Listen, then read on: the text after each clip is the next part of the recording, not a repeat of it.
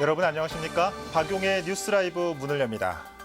행여나 수험생들 불편할까 아껴뒀던 눈이 간밤에 많이 내렸죠. 서울 지역은 그쳤지만 빙판길은 종일 조심하셔야겠습니다. 수능이 끝난 학교 모습은 어떨까요? 오늘 뉴스 라이브에서 일선 고등학교 연결해 분위기 살펴보도록 하겠습니다. 11월 24일 박용의 뉴스 라이브 지금부터 시작합니다. 오늘의 헤드라인입니다. 2018학년도 수능은 지난해와 비슷한 난이도였지만 국어와 수학이 어려웠다는 평가입니다. 앞으로 지원 전략을 살펴봅니다. 수능이 연기되면서 미뤄졌던 입시 설명회들이 본격 개최됩니다. 서울에서 열리는 입시 설명회 일정을 정리했습니다. 외부인은 이용할 수 없는 공공기관 구내식당을 이용하는 일반인이 많은 가운데 단속과 관리는 허술한 상황입니다. 서소문공원 예산으로 시끄러운 중구의회가 이번엔 정당별 갈등으로 행정사무감사를 보이콧하는 사태까지 이르렀습니다.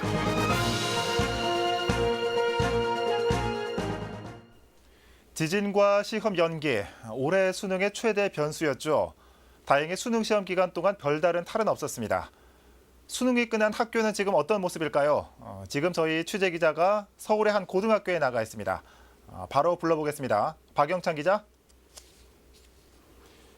네, 저는 지금 서울 용산고등학교에 나와 있습니다. 네, 여러 가지 악재가 겹쳤던 올해 수능이 결국 끝났습니다. 수험생들 누구보다 마음고생이 많았을 텐데 지금 현장에서 만난 학생들 분위기는 어떻습니까? 네, 시험이 끝난 학생들은 비교적 여유로운 모습입니다.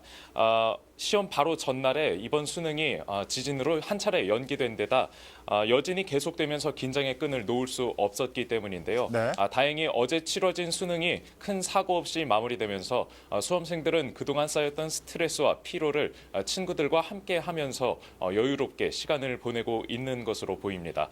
지금 현장에 어제 시험을 치른 수험생이 나와 있습니다. 예, 안녕하세요. 네, 안녕하세요. 네, 이번에 시험을 치르면서 참 우여곡절이 많았습니다. 네. 시험이 끝나면서 그 소감도 남다를 것 같아요. 네, 일단 시험이 일주일 미뤄지면서 일주일 더 해야 된다는 조금 힘든 감도 있었지만 일주일이라는 시간이 조금 도움이 됐던 것 같습니다.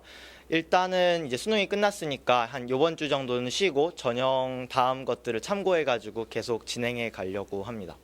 네, 그 이번 수능을 또 진행을 하면서 네. 그 어머님이나 아버님께서도 굉장히 또 마음고생이 많았을 것 같은데 네. 부모님께 또 하고 싶은 말이 있다면 어떤 게 있을까요? 네, 감사하다는 말씀 여기 테레비에서 뭐 대신 전해드리기도 하고 이제 실제로 감사하고요. 그 다음에 뭐 고생 많이 하셨던 것 같습니다. 저 이제 아침에 데려다 주시고 뭐 그런 것들에 대해서. 네. 말씀 감사합니다. 예. 네, 우리 학생 얘기처럼 학생도 고생했지만 우리 부모님들도 정말 고생 많이 했겠죠. 그런데 우리 학생들 한숨 돌릴 시간도 없을 것 같습니다. 이 수능 다음 날 가채점 매겨서 예상 점수 파악하고 이 담임 선생님한테 보고했던 기억도 저도 나거든요. 어떻습니까? 올해 대학 입시에서 우리 수험생들이 염두에 둬야 할 사항은 뭐가 있겠습니까? 네, 먼저 수능 가채점을 통해서 본인이 희망하고자 하는 대학 그리고 그 점수에 맞는 진학 가능성 있는 대학들을 파악해두는 것이 중요하다고 할 수 있습니다. 예. 목표 대학의 합격선과 또 갈 수 있는 대학의 범위를 파악해두는 것도 중요하다고 할 수 있는데요. 지금 현장에 일선 현장에 지금 학생들의 대학 진학을 돕고 계시는 선생님도 나와 계십니다. 예. 지금 자리에 모시고 자세한 내용 들어보도록 하겠습니다. 예, 안녕하십니까? 예, 안녕하세요. 네, 지금 올해 수능이 끝났는데 이번에 학생들이 대학을 진학하는 데 있어서 좀 알아둬야 될 사항들이 있다면 어떤 게 있을까요? 네, 일단은 아직 수시 모집이 끝난 게 아니기 때문에 수능 결과는 나왔기 때문에 그 수시 모집에서 논술과 면접 준비를 끝까지 열심히 하는 게 제일 중요하고요. 그다음에 이제 정시를 이제 성적이 잘 나와서 잘 나온 학생이 있다면 이제 수시나 논술을 갈지 말지를 고민을 해야 될 것이고, 그다음에 생각보다 수능 성적이 낮게 나왔다면 그 수시 전문대 2차까지 고민을 해봐야 될 것 같고, 이제 올해 그 영어 가산점 때문에 많이 입시가 바뀌기 때문에 이 입시 결과 분석을 토대로 그 반영 비율에 따라서 자기가 유리한 대학과 불리한 대학이 아마 많이 달라질 거라서 그 부분에 대해서 이제 명확히 체크를 하면서 준비를 해야 될 것 같습니다. 예. 말씀 감사합니다. 네. 네, 말도 많고 탈도 많았던 이번 수능이 끝났습니다. 수험생들은 홀가분한 마음으로 여유로운 시간을 보내되 또 차분하게 대학 진학을 준비하는 자세도 필요할 것으로 보입니다. 지금까지 서울 용산고등학교에서 전해드렸습니다. 네, 박영찬 기자 수고했습니다. 우리 학생들 지금 뒤에서 머리 맞대고 뭐 하고 있는지 정말 궁금해지네요. 수능 끝난 수험생 여러분들 정말 고생 많으셨고 당분간 조금만 더 긴장을 늦춰서는 안 될 것 같습니다. 자, 서울 용산고등학교 연결해봤습니다.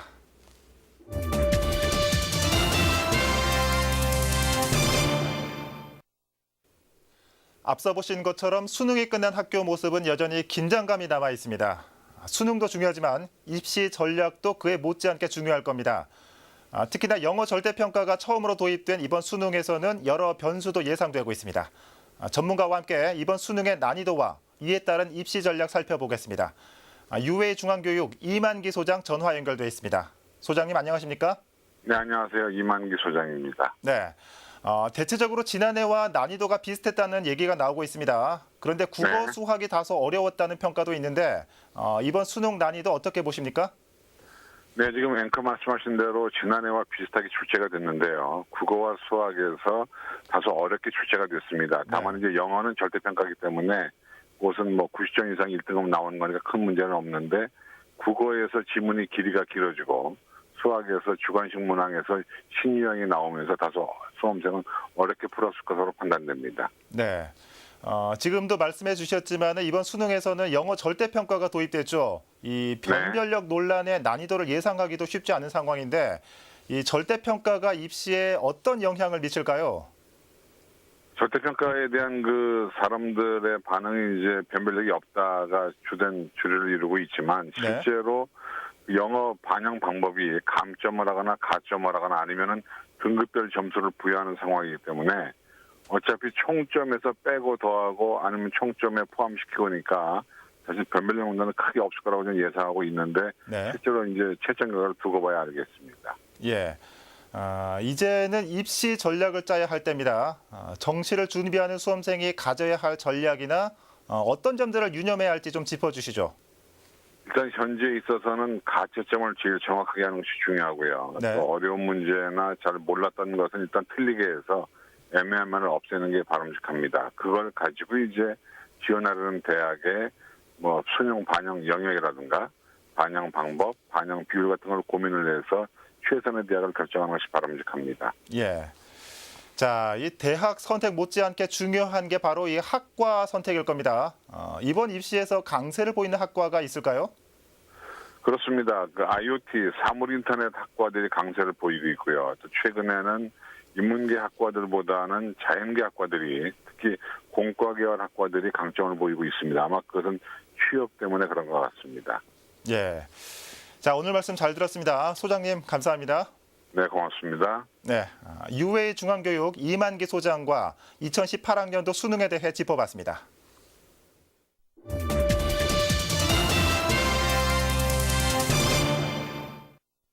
2018년 대입 수학 능력 시험이 끝나면서 교육기관이 주최하는 입시 설명회도 줄줄이 열리게 됩니다. 정시 전형과 입학에 필요한 정보가 제공되는 만큼 꼼꼼히 챙기면 좋을 것 같습니다. 계속해서 박선화 기자의 보도입니다.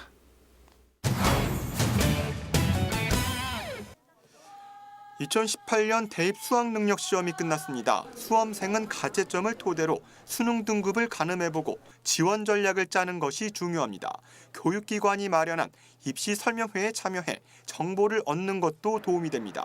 서울시 교육청사나 교육연구정보원은 내달 5일 서울 지역 진학상담 교직원을 대상으로 진학지도 설명회를 엽니다.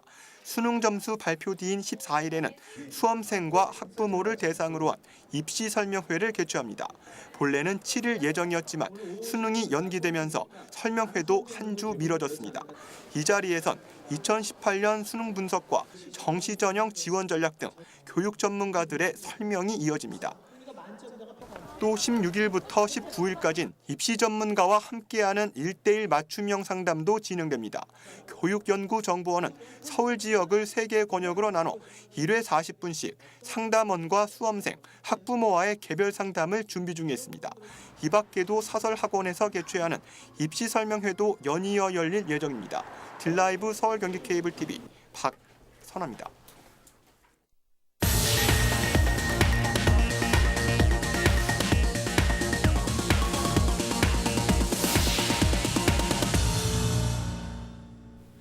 집단 급식소, 일명 구내식당은 특정인들의 복리후생 차원에서 설치 운영되고 있습니다.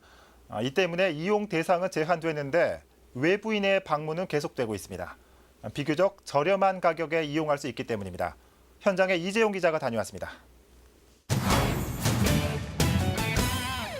직장인들이 점심을 먹기 위해 먹자골목으로 나옵니다.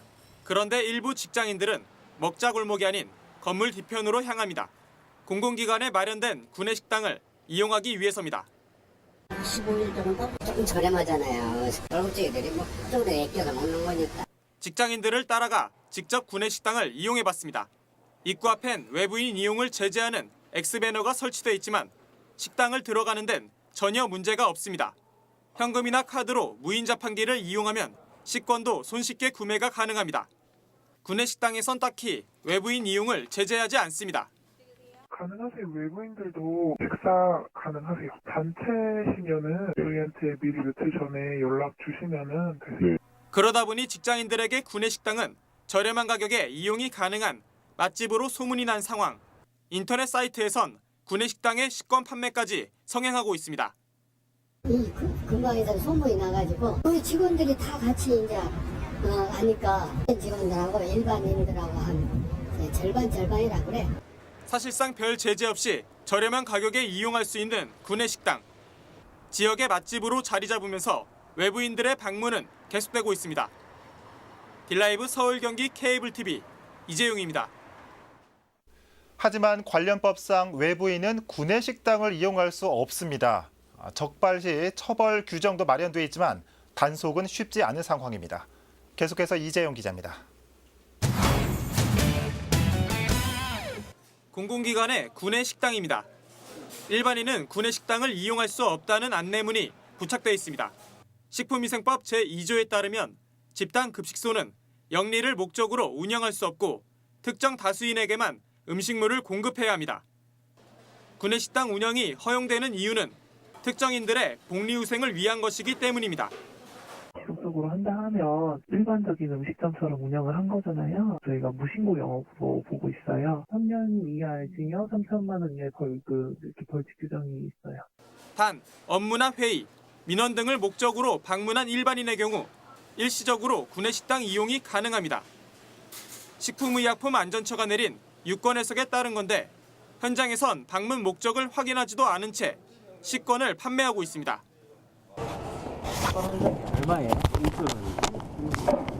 주변 상인들은 어려움을 호소합니다.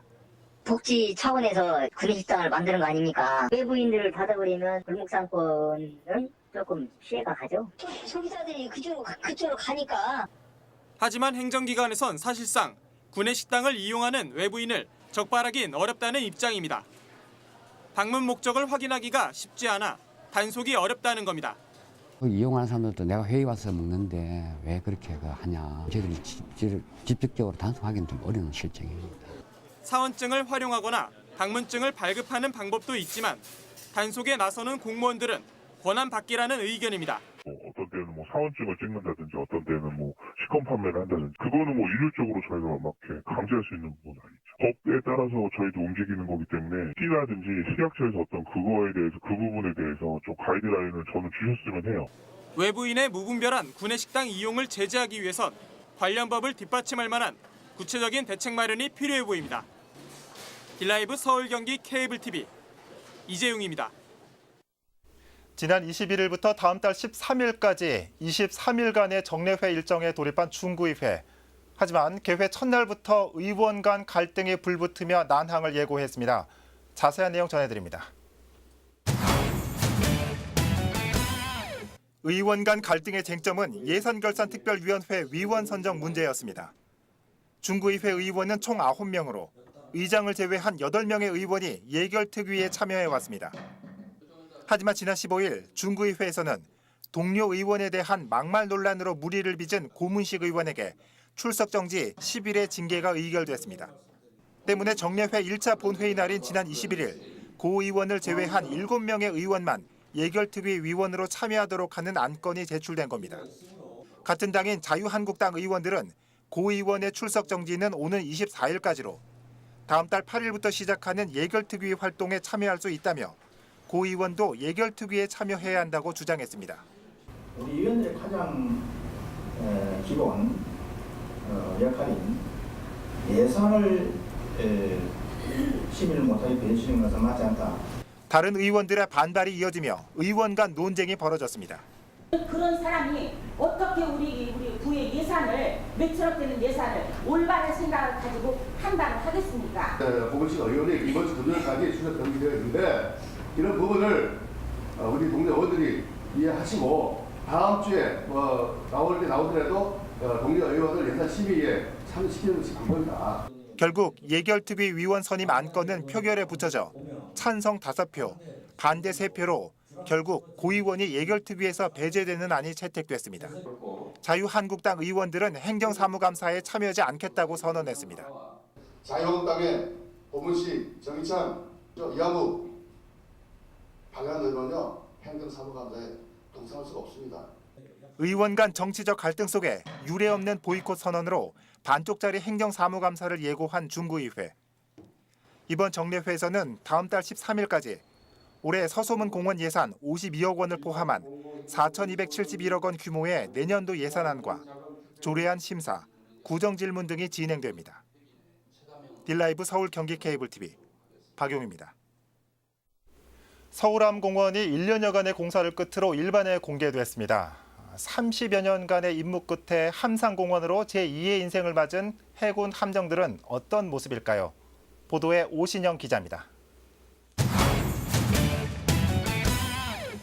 해군이 된 듯 배를 조종해 보기도 하고 1층까지 이어진 관으로 선원들에게 지시도 내려봅니다. 해군 함정이 들어선 곳은 다름 아닌 한강공원. 30년간의 임무 끝에 퇴역한 해군 함정을 함상공원으로 조성한 겁니다. 공군에서 근무하다가 제대를 해서 해군 배는 또 어떻게 근무하나 참 궁금했는데 진짜 크고 마음이 든든하네요. 어뢰도 보고. 서울함공원이 지난 1년여간의 공사 끝에 시민들에게 개방됐습니다. 서울함과 고속정인 참수리호, 잠수정인 돌고래호의 내부를 둘러볼 수 있고 시민들이 쉽게 다가갈 수 없었던 함포와 레이더를 만져볼 수도 있습니다. 해군들이 근무하던 당시의 현장도 그대로 보존되어 있어 안보 교육의 장으로 활용됩니다. 군인들이 다 쓰다 남은 거 다 보니까 그냥 그대로 돼 있으니까 뭐 싸는 거 이런 것도 있고 다 신기해 보여요. 나중에 가족들이랑 다 같이 와서 같이 또 보고 싶어요. 서울함공원이 위치한 망원 한강공원 일대는 조선시대에 수군이 훈련을 했던 곳으로 알려져 함상공원으로서의 역사적인 의미도 살렸습니다. 공원이 생김으로써 이런 한강의 역사와 또 전략적인 이런 위치에 대해서 우리 국민들이, 우리 시민들이 잘 이해하고 그리고 국가 안보에 대한 또 우리가 생각도 다지고 또 볼거리도 제공하고 한강의 새로운 랜드마크로 기대를 모으는 서울함공원. 다음 달 3일까지 무료로 개방됩니다. 딜라이브 서울 경기 케이블 TV 오신영입니다. 최근 포항에 일어난 지진으로 많은 피해가 발생하면서 지진 등 재난에 대한 경각심이 높아지고 있습니다. 중구에서는 어린이들이 재난 상황에서 더 안전하게 대피할 수 있도록 특별한 훈련을 진행했습니다. 진기훈 기자입니다. 어린이집에서 수업이 한창입니다. 지진이 나자 아이들은 교사의 지시에 따라 신속하게 안전모를 착용합니다. 부딪히지 않게 한 줄로 서서 차례차례 대피합니다. 차가 많이 지나다니는 도로에서도 차분히 이동합니다. 최종 대피소인 인근 초등학교 운동장에 도착하면서 훈련을 마칩니다. 아이들이 놀라지 않게 잘 따라갈 수 있을 것 같아서 좋은 것 같아요. 중구 지역 내 어린이집에서 한 달에 한 번씩 벌이는 재난 대피 훈련. 이번 훈련에서는 영유아를 위해 특별히 마련된 방제 모자가 처음으로 선보였습니다. 기존 훈련에서 사용됐던 단단한 헬멧과는 달리 전체적으로 부드러운 방염 소재로 되어 있어서 더 안전하고 또 고무줄로 되어 있어서 아이들이 긴박한 재난 상황 시 더욱 쉽게 착용할 수 있습니다. 화재나 지진에 대비할 수 있는 기능을 갖춰 머리와 목, 어깨까지 보호할 수 있습니다. 그래서 실제적으로 오늘은 그렇게 방제 지진을 위한 모자를 쓰고 실제처럼 훈련을 해볼 수 있는 기회가 됐습니다. 중구는 앞으로 지역 내 68개 어린이집에 영유아용 방제 모자를 도입할 계획입니다. 방제도 할 수 있고 그다음에 이제 어깨까지 이게 드리워져 가지고요. 그 어깨도 보호할 수 있고 머리뿐만 아니라 그렇게 해서 저희가 구입해서 하게 돼요. 재난에 대한 경각심이 높아진 요즘 아이들의 안전을 위한 노력은 계속되고 있습니다.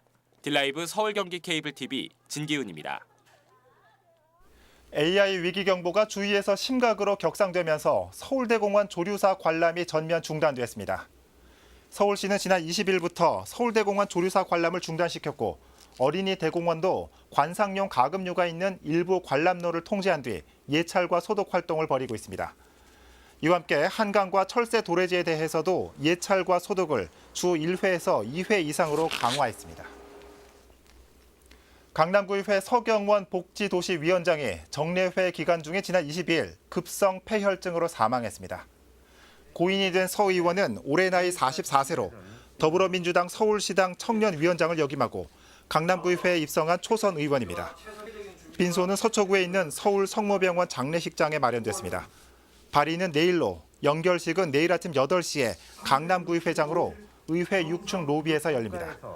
서 의원의 별세로 강남구의회는 행정사무감사 일정을 3일 동안 연기했습니다.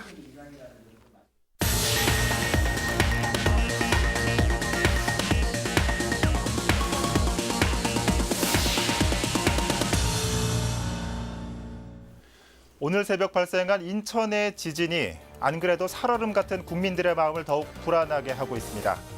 여기에 서울 인구의 10분의 1도 수용 못하고 아이러니하게 내진 설계도 안 돼 있는 서울의 지진 대피소들도 더욱 불안감을 키우고 있습니다. 김복동 할머니의 따뜻한 마음에 박수치며 동참하는 것도 필요하지만 이와 함께 나는 아니겠지 하는 안일한 마음도 점검해야 할 때입니다. 박용의 뉴스라이브 마칩니다. 시청해주신 여러분 고맙습니다.